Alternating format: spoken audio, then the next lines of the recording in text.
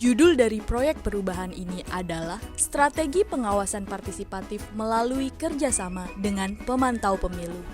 Project Leader memandang bahwa penguatan kerjasama dengan pemantau pemilu dalam melakukan pengawasan partisipatif perlu menjadi perhatian khusus dan peningkatan dari pemilu sebelumnya.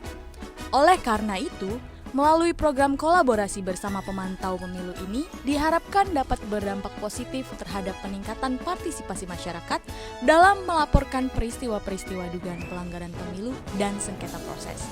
Hal ini selaras dengan Renstra Bawaslu 2020-2024 yang salah satunya adalah untuk meningkatkan kualitas pencegahan dan pengawasan pemilu yang inovatif serta kepeloporan masyarakat dalam pengawasan partisipatif. Langkah-langkah yang dilakukan Project Leader dalam mengimplementasikan proyek perubahan ini adalah dengan 11 tahap. Tahap pertama, Project Leader terlebih dahulu melakukan konsultasi dengan Dr. Labayoni, MSI, selaku mentor yang menjabat sebagai Deputi Bidang Dukungan Teknis Bawaslu. Setelah mendapat masukan dan arahan dari mentor, Project Leader memandang perlu dibentuk sebuah tim efektif. Tim efektif yang akan terbentuk akan menjadi kunci sukses dan keberhasilan proyek perubahan ini ke depan. Tahap kedua, setelah ditetapkannya tim efektif internal proyek perubahan, Project Leader kembali menyelenggarakan rapat dengan mengundang seluruh anggota tim efektif guna mensosialisasikan terhadap tugas dan mekanisme kerja dari masing-masing tim efektif. Dalam rapat ini juga dilakukan penyusunan timeline sebagai dasar terlaksananya tahapan dari proyek perubahan. Ketiga, diadakan rapat pembahasan produk hukum terkait pemantau pemilu. Dalam rapat ini, disepakati bahwa untuk mencakup ide dan gagasan Project Leader, dibutuhkan sebuah payung hukum yang berbentuk surat keputusan Ketua Bawaslu yang mencakup 3 hal pokok. Yang pertama, pedoman teknis pendaftaran. Kedua, nota kesepahaman dan PKS bersama pemantau pemilu. Dan petunjuk teknis pelaksanaan pemantauan. Tahap keempat, dilakukan rapat lanjutan yang membahas soal mekanisme pendaftaran pemantau pemilu. Dalam rapat tersebut, Project Leader menyampaikan bahwa dalam rangka peningkatan partisipatif pemantau pemilu dalam mendaftarkan lembaganya, diperlukan inisiatif untuk memudahkan, yaitu dengan melakukan pendaftaran secara online melalui website. Tahap kelima, terkait dengan panduan dan alat kerja pemantau pemilu, dilakukan rapat awal dengan membahas blueprint dan pokok masalah yang diperlukan dalam menyusun pedoman dan alat kerja. Setelah dari rapat awal ini, untuk dilakukan pemantapan dan masukan terhadap panduan dan alat kerja pemantauan dimaksud, maka perlu dilakukannya focus group discussion yang mengundang para pemantau senior, Bawaslu Provinsi, dan Bawaslu Kabupaten Kota yang dapat memberikan masukan atas evaluasi dari Pemilu 2019. Langkah keenam yang dilakukan adalah dengan menyusun rancang bangun sistem informasi pendaftaran pemantau pemilu. Ini merupakan salah satu inti masalah yang menjadi inovasi dari Project Leader.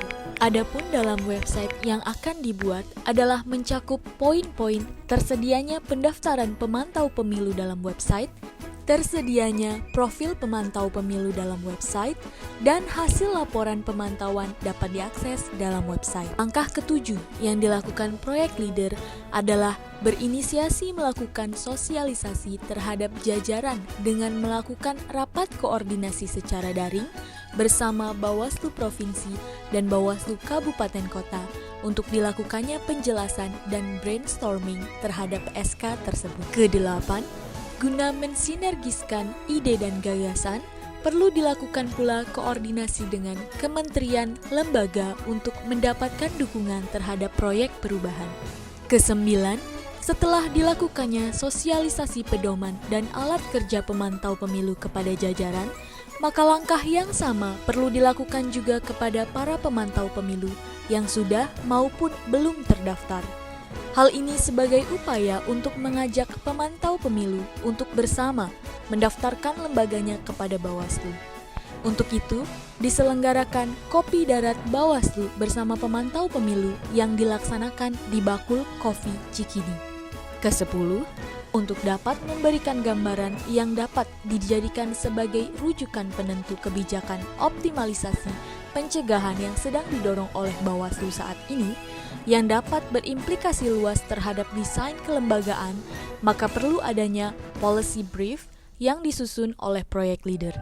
Langkah terakhir, atas semua langkah yang dilakukan sebelumnya, maka Bawaslu melakukan penelitian terhadap dokumentasi secara online maupun offline untuk dilakukan akreditasi terhadap para pemantau pemilu yang mendaftar. Dalam mencapai output yang maksimal, selaku proyek leader mengefektifkan arus komunikasi baik ke internal Bawaslu sendiri seperti Bawaslu Provinsi dan Kabupaten Kota, komunikasi ke atas kepada pimpinan Bawaslu RI dan Sekretaris Jenderal Bawaslu RI, serta komunikasi eksternal kepada lembaga-lembaga stakeholder untuk mendapat dukungan. Saya Loli Suhenti, Komisioner Bawaslu Republik Indonesia.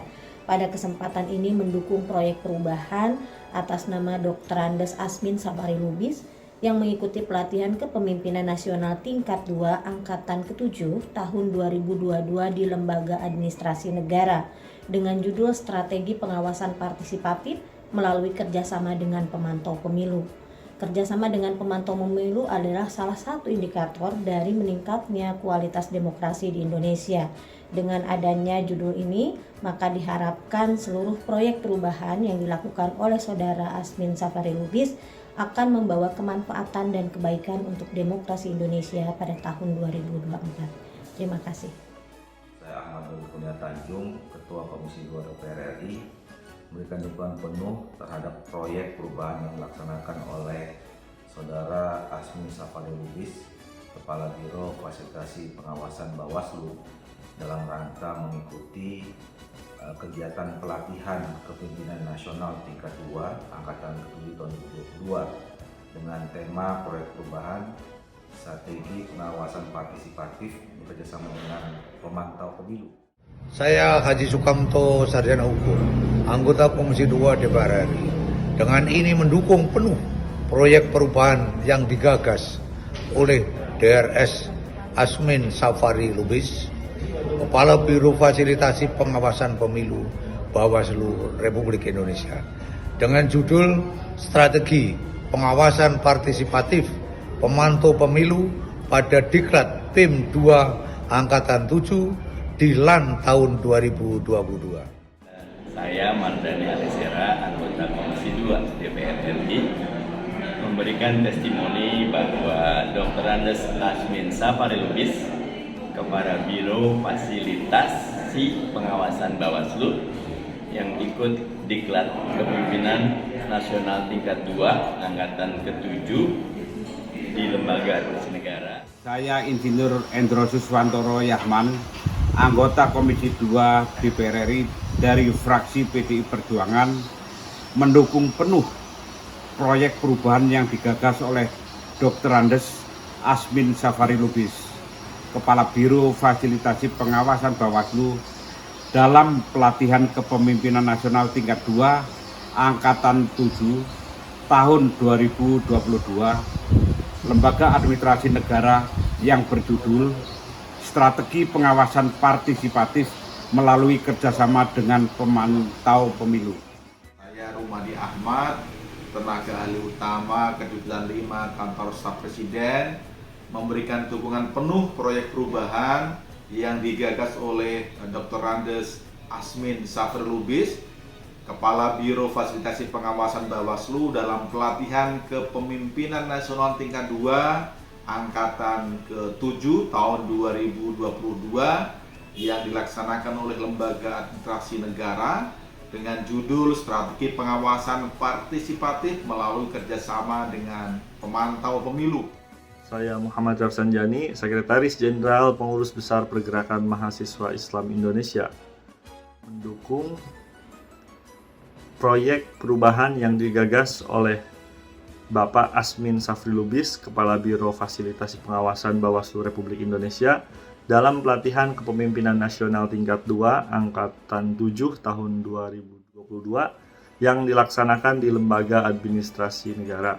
Saya Bahtiar Baharudin, Direktur Jenderal Politik dan Pemerintahan Umum Kementerian Dalam Negeri, dengan ini menyampaikan apresiasi dan dukungan penuhnya kepada Bapak Dr. Andes Asmin Sapari Lubis, Kepala Biro Fasilitasi Pengawasan Badan Pengawasan Pemilu Republik Indonesia yang sedang mengikuti pelatihan kepemimpinan nasional tingkat 2 Angkatan 7 tahun 2022 pada Lembaga Administrasi Negara Republik Indonesia. Beliau menyusun sebuah proyek perubahan yang menurut saya memiliki nilai yang strategis dengan mengangkat tema proyek perubahan yaitu strategi pengawasan partisipatif melalui kerjasama dengan pemantau pemilu. Saya pikir ini inovasi yang sangat baik karena penyelenggaraan pemilu 2024 yang akan datang sangat membutuhkan dukungan dan partisipasi masyarakat, khususnya dengan lembaga-lembaga pemantau pemilu.